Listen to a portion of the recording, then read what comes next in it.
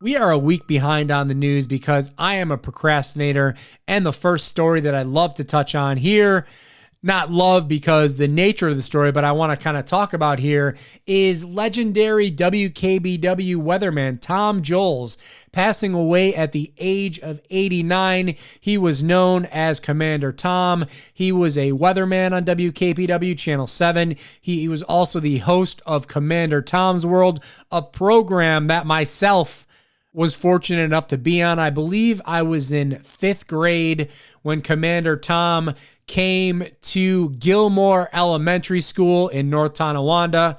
Shout out to those of you that know exactly what I'm talking about. So he went around the room and talked to a bunch of different students, and I was one of the students that he picked on. I don't know why.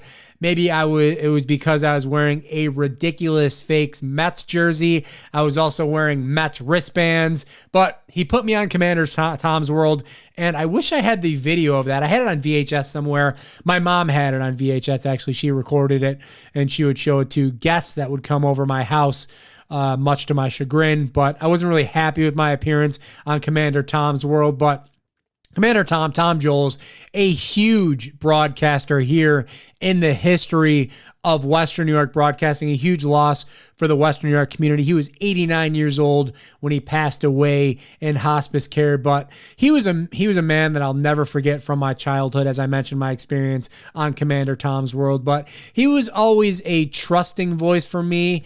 Even when I was young, I watched news, whether it was with my father, whether it was with my grandparents or my mom, the news was always on. So I was always influenced by Irv Weinstein, Tom Jolls, Rick Azar, Jerry Azar, Ed Kilgore, the list goes on. And Stu Boyer, little known Stu Boyer. I was a big fan of Stu Boyer, especially during the years that the Bills were successful in the late 80s and early 90s. I was a news junkie, and it was always on at the house. So these people, I consider them a huge influence in me going into, at least part-time, going into media, but a huge loss for Western New York as we lost Commander Tom Jolls last week.